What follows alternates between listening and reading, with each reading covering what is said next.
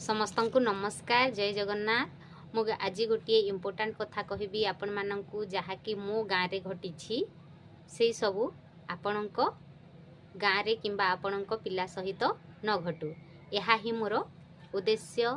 से घटनाटी हेउछि मो गाँव रे 3 जन पिला मूक एवं गोटे पिला अंध होइकी रहिछंती।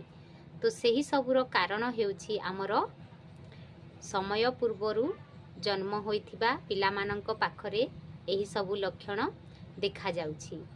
जेउ मानंकर जन्म 34 सप्ताह पूर्वरु हेउछि एवं जेउ पिलार ओजन 2 केजी 500 रु कम हेउछि सेही पिलामानंक पाखरे एही सबु लक्षण गुड़िक देखा जाउछि।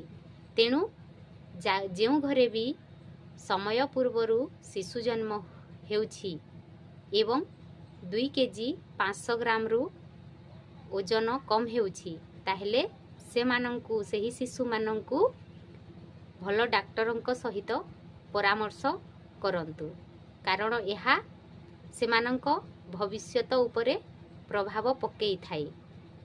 ठीक भावरे जदि आमे से मानंकर जत्न नेबानी देखाशुना करिबानी ताहेले सेही पिला मानंक क्षेत्र रे ही एही सबु मूक बधिर अंधत्व हेबार लक्षण गुड़िक बहुत देखा जाउछि।